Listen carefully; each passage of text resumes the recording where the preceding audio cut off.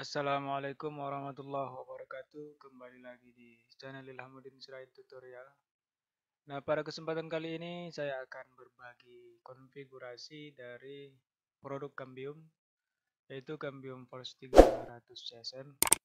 Nah, di video kali ini saya akan berbagi konfigurasinya, yaitu kita akan lihat hasil dari konfigurasi yang sebelumnya sudah saya lakukan. Nah, bagaimana hasilnya? Mari kita lihat video berikut ini.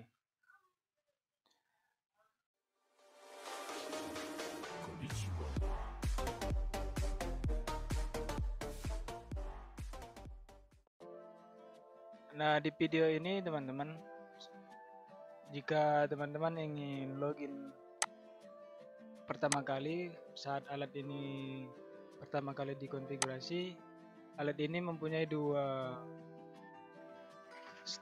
standar IP, yaitu pertama 192.168.0.1 dan kemudian 169.254.1.1. Nah, teman-teman terserah yang mana yang mau digunakan untuk konfigurasinya, tinggal sesuaikan dengan IP komputer teman-teman.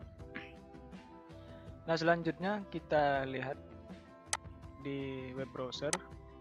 Di sini saya sudah menuju ke alamat IP dari Cambium Force 300-nya. Sekarang saya akan tinggal login ke perangkatnya.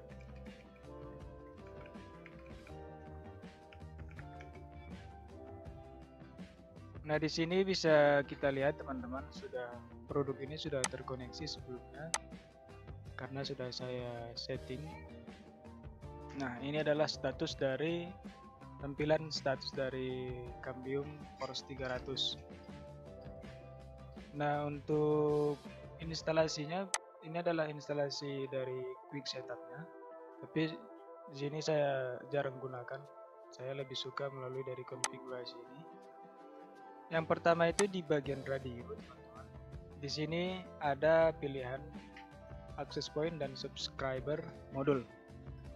Nah, jika digunakan sebagai access point seperti di radio yang sekarang kita buka ini adalah sebagai access point, teman-teman tinggal pilih access point.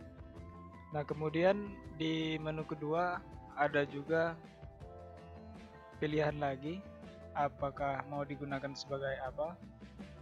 Di sini ada pilihan, ada TDD, ada standar WiFi, ada ePTP master dan TDD PTP. Nah, untuk penjelasan sendiri dari sini, teman-teman bisa cek di situsnya atau di apanya untuk lebih lengkapnya, penjelasan lengkapnya. Tapi seperti yang pengalaman yang saya sudah dapat, kalau menggunakan TDD PTP ini angkatannya akan lebih besar dari biasanya. Sedangkan untuk ePTP master di sini angkatannya akan lebih kecil, namun latensinya akan lebih ringan. Sedangkan di TDD PTP ini angkatan lebih besar, namun kita harus mengorbankan latensi yang menjadi agak lebih berat. Nah, untuk point to point aksesnya di sini kita pilih per subscriber model. Kemudian untuk konfigurasi access point, teman-teman bisa isikan nama access pointnya di sini. Dan max range-nya, teman-teman kira-kira berapa jarak menuju ke kliennya, teman-teman bisa set di sini. Di sini jaraknya memang agak dekat, sekitar 6 km. Di sini saya menggunakan range-nya sekitar 10 km. Bisa juga teman-teman pilih range unitnya menggunakan mile atau kilometer, tergantung teman-teman yang mana yang lebih sering digunakan atau yang lebih mengertinya mile atau kilometer. Untuk antena gainnya atau di bagian menu power control, teman-teman, sini saya menggunakan 30 dB. Untuk antenanya saya sesuaikan dengan antena saya, yaitu Ubiquiti 30 LW. Sedangkan target saya untuk menerima di klien itu sekitar minus 40 dBm. Untuk schedule-nya downlink dan uplink rasionya saya gunakan 75% per 25%. Artinya jika bandwidth yang ingin ditransfer 100 Mbps, artinya 75 download dan 25 upload. Sedangkan 50-50 adalah bagi duanya. Maksudnya di sini bukan bandwidth yang kita gunakan dari ISP-nya, tapi bandwidth yang dimaksud di sini adalah kekuatan dari antena ini sendiri, teman-teman.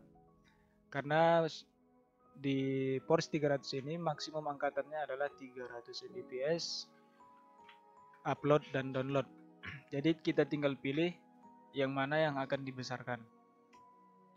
Kemudian untuk radio konfigurasinya di sini saya pilih di 40 MHz. Untuk masalah yang ini teman-teman bisa sesuaikan di lokasi yang mana lebih cocok, 20, 40 atau 40. Dan transmit output powernya saya gunakan di 28 dBm karena maksimalnya adalah 30. Dan jika sudah sesuai dengan ini, teman-teman bisa langsung save. Untuk setelan radio, konfigurasi radio ini cuma ini aja. Jika sudah kira-kira sesuai dengan lokasi teman-teman bisa pindah ke bagian sistemnya. Nah, di bagian sistem ini ada menu device name atau merubah nama dari perangkat ini. Di sini bisa teman-teman rubah namanya. Kemudian untuk akses webnya saya menggunakan HTTPS seperti ini. Kemudian portnya 443 seperti biasa. Nah, untuk SSH aksesnya teman-teman bisa gunakan ataupun tidak. Ini tergantung teman-teman. Sini ada pilihan disable, enable, dan disable. Nah, untuk DHCP-nya, network time protokolnya tidak saya gunakan. Kemudian long service-nya di sini juga tidak saya gunakan. Untuk di bagian sistem settingnya hanya di situ aja, merubah nama dan akses webnya. Kemudian di bagian akunnya di sini yang saya gunakan hanya akun administratornya. Di sini teman-teman bisa rubah passwordnya di bagian sini. Dan untuk installer akunnya semua saya disablekan teman-teman. Yang read only-nya juga saya disablekan. Nah, jika sudah seperti ini teman-teman tinggal save aja di bagian sini. Jika ini dikonfigurasi maka tombol ini akan menyala teman-teman. Nah, untuk security-nya teman-teman saya pakainya yang WPA2. Kemudian di sini teman-teman isikan password yang akan teman-teman gunakan. Yang selebihnya biarkan saja seperti ini standarnya. Kemudian tekan aja tombol save-nya. Kemudian kita pindah ke bagian network. Ini adalah untuk setelan IP-nya. Teman-teman bisa setel IP di sini sesuai dengan kondisi di router teman-teman. Nah, cuma itu aja. Kemudian kita di bagian monitor ini teman-teman, di sini ada menu sistem performance-nya. Ini adalah hasil dari kerja alat ini teman-teman. Kemudian sistemnya ini wireless. Ini adalah contoh perangkat yang terhubung. Dan throughput-nya bisa dilihat di sini teman-teman. Ini ada real time dari produk ini, throughput-nya. Nah, untuk melihat kondisi signal teman-teman bisa buka di bagian alike ini. Ini adalah hasil signal yang didapat dari perangkat ini teman-teman. dengan jarak sekitar 6 km lebih. Nah, saya kira teman-teman itu aja dulu untuk produk Cambium Force 300 ini. Untuk cara settingnya kira-kira begitu. Karena kita di sini bukan settingnya, karena saya hanya menunjukkan aja hasil dari konfigurasi yang saya buat.